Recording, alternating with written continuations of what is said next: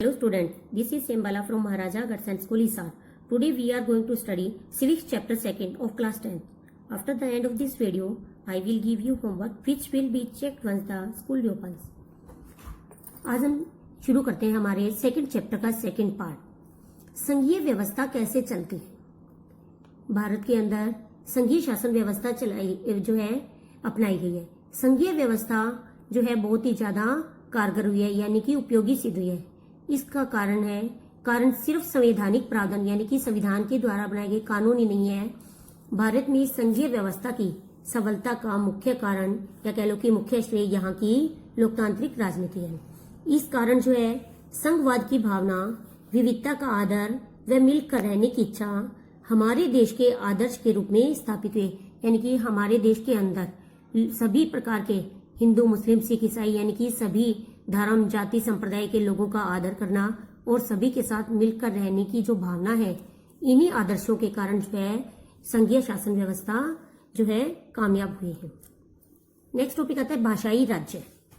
1950 के बाद जो है राज्यों का गठन जो है कई आधारों पर किया गया, यानी कि नए नए राज्य बनाए गए। उनका गठन जो है जैसे कि नए राज्यों को बनाने के लिए 1950 के दशक में भारत में कई राज्यों की सीमाओं में बदलाव आया।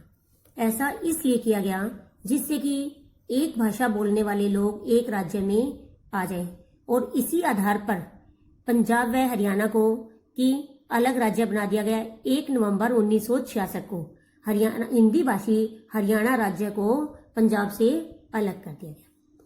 कुछ राज्यों का गठन जो है संस्कृति, भूगोल अथवा जातीयताओं की विभिन्नताओं को आदर देने के लिए किया गया था, जैसे कि नागालैंड, उत्तराखंड व झारखंड जैसे राज्यों का गठन इन्हीं आधारों पर किया गया था। इसके अलावा क्षेत्रफल के आधार पर भी जो बड़े राज्य थे, जैसे मध्य प्रदेश जैसे बड़े राज्यों का पुनर्गठन करके उसमें से छत्तीसगढ़ राज्य का निर्माण किया गया। नेक्स्ट आती है हमारा टॉपिक भाषा नीति। हमारे संविधान के अंदर किसी भी भाषा को राष्ट्रभाषा का दर्जा नहीं दिया गया। हिंदी हमारी राजभाषा है, क्योंकि हिंदी जो है केवल 40% भारतीयों की ही मातृभाषा है। इस कारण जो है भारतीय संविधान में अन्य भाषाओं के संरक्षण के लिए भी उपाय किए गए। संविधान के अंदर हिंदी के अलावा 21 अन्य भाषाओं को अनुसूचित भाषा का दर्जा दिया गया। केंद्र सरकार के किसी भी पद का उम्मीदवार इनमें से किसी भी भाषा में परीक्षा दे सकता है, यानी कि किसी भी भाषा में अपना फॉर्म भर सकता है। राज्यों की भी अपनी राजभाषाएं हैं। राज्यों का अधिकतर काम जो है वो अपनी राजभाषा में होता है, यानी कि राज्यों के ऊपर, किसी भी राज्य के ऊपर कोई भाषा नहीं थोपी गई है। हमारे देश के नेताओं ने जो है हिंदी के उपयोग को बढ़ावा देने के मामले में जो है भी बहुत ज्यादा सावधानी से काम किया, क्योंकि संविधान के अनुसार जो है सरकारी कामकाज की भाषा के तौर पर 1965 के अंदर अंग्रेजी भाषा को भारत से विदा हो जाना चाहिए था, यानी कि अंग्रेजी भाषा बंद हो जानी चाहिए थी। लेकिन जो गैर हिंदी भाषी राज्य थे उन्होंने वो अंग्रेजी जारी रखना चाहते थे। इस कारण जो है दक्षिण में कई जगह इसको लेकर जो है विरोध शुरू हुआ। उग्र रूप इस मांग ने उग्र रूप लेना शुरू किया। तो सरकार ने जो है बड़ी ही सावधानी पूर्वक समझदारी का रास्ता अपनाते हुए अंग्रेजी भाषा को सरकारी कामकाज की भाषा बनाकर इस समस्या का हल किया। केंद्र राज्य संबंध। केंद्र राज्य संबंधों में लगातार बदलाव आ रहे हैं। इन बदलावों का एक उदाहरण जो है ये बताता है कि व्यवहार के अंदर हमारा संघवाद किस तरह मजबूत हुआ है। 1990 के बाद देश के अनेक राज्यों में अनेक क्षेत्रीय दलों का गठन हुआ और इन्हीं अलग अलग क्षेत्रीय दलों के परिणाम स्वरूप जो है गठबंधन सरकार की शुरुआत हुई। अब आता है कि गठबंधन सरकार किसे कहते हैं कि जब कोई भी चुनाव हो और जब जैसे कि लोकसभा के चुनाव में जब किसी एक दल को पूर्ण बहुमत नहीं मिलता, तब जो है ऐसी स्थिति में अनेक राष्ट्रीय दल व क्षेत्रीय दल मिलकर सरकार बनाते हैं और इस तरह क्षेत्रीय व राष्ट्रीय दलों को मिलाकर बनाई गई सरकार गठबंधन सरकार कहलाती है। गठबंधन सरकारों ने संघात्मक शासन व्यवस्था को कैसे मजबूत किया है। भारत में 1990 के दशक में गठबंधन सरकारों के एक नए युग की शुरुआत हुई। गठबंधन सरकारों में केंद्र में अनेक राज्य व क्षेत्रीय दलों का महत्व बढ़ गया। उदाहरण स्वरूप 2004 के अंदर मनमोहन सिंह के नेतृत्व में बनी संयुक्त प्रगतिशील गठबंधन सरकार, जिसमें जो है जैसे कि राष्ट्रीय दल जैसे बिहार में जनता दल, डीएमके तमिलनाडु से, महाराष्ट्र से शिवसेना तथा अन्य छोटे दलों के सहयोग से जो है सरकार का निर्माण हुआ, जिसके कारण जो है इन राज्यों का महत्व और भी बढ़ गया।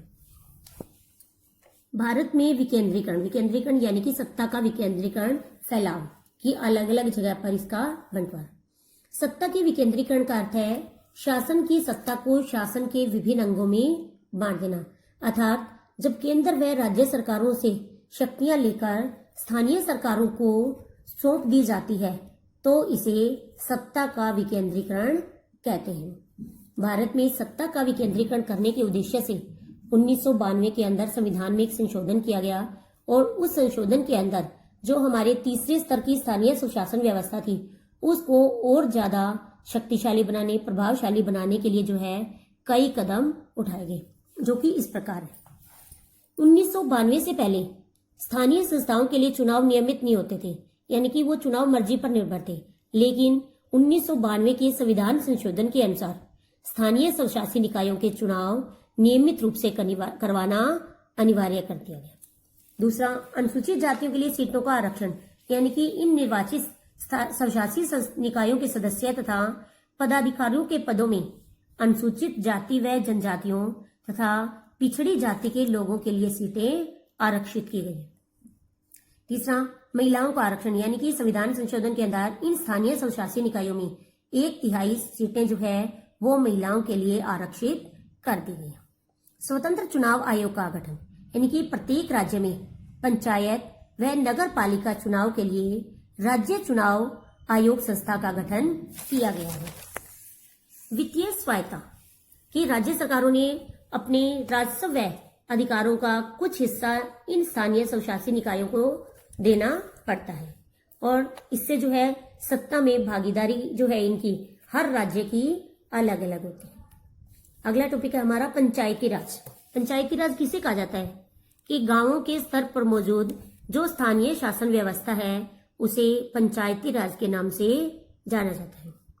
पंचायती राज व्यवस्था का स्तर जो है भारत में 3 स्तरीय है, यानी कि पंचायती राज व्यवस्था के 3 भाग है। ग्राम पंचायत, दूसरा पंचायत समिति और तीसरा जिला परिषद। सबसे पहले हम पढ़ते हैं ग्राम पंचायत। ग्राम पंचायत क्या है? ग्राम पंचायत भी जो है एक तरह की परिषद होती है जिसके कई सदस्य होते हैं तथा एक अध्यक्ष होता है और गांव के इन सदस्यों का चुनाव जो है वार्ड में रहने वाले, गांव या वार्ड में रहने वाले सभी वयस्क लोग, वयस्क यानी जो 18 वर्ष से ऊपर की आयु के हैं, सभी वयस्क लोग करते हैं और इन सदस्यों को पंच के नाम से जाना जाता है और अध्यक्ष को सरपंच कहा जाता है। दूसरा है पंचायत समिति। पंचायत समिति किसे कहा जाता है कि कई ग्राम पंचायतें मिलाकर पंचायत समिति का निर्माण करती है। इस समिति को मंडल या प्रखंड स्तरीय पंचायत भी कहा जाता है। पंचायत समिति के क्षेत्र में चुने गए विधानसभा सदस्य को पंचायत समिति का सहायक सदस्य माना जाता है। थर्ड है जिला परिषद। जिले की सभी पंचायत समितियों को मिलाकर जिला परिषद का गठन होता है। जिला परिषद का कार्यकाल यानी कि समय अवधि जो है लगभग 5 वर्ष है और एक जिले के सभी पंचायत समितियों के अध्यक्ष जिला परिषद के पदेन सदस्य होते हैं। जिले से संबंधित लोकसभा व राज्यसभा के सदस्य भी इस जिला परिषद के पदेन सदस्य होते हैं। ये तो थी ग्राम स्तर पर पंचायती राज व्यवस्था। अब है इसी तरह शहरों के अंदर जो है स्थानीय स्वशासन वाली संस्थाओं को नगर पालिका व नगर निगम के नाम से जाना जाता है। शहरों में नगर पालिका होती है और नगर पालिका का प्रमुख जो है नगर पालिका के राजनीतिक प्रधान होते हैं, जबकि बड़े बड़े शहरों में नगर निगम होता है और नगर निगम के पदाधिकारी को मेयर कहते हैं। तो ये था हमारा आज का लेसन। यहाँ तक के क्वेश्चन अच्छे से लर्न करेंगे और अपनी नोटबुक में राइट करेंगे।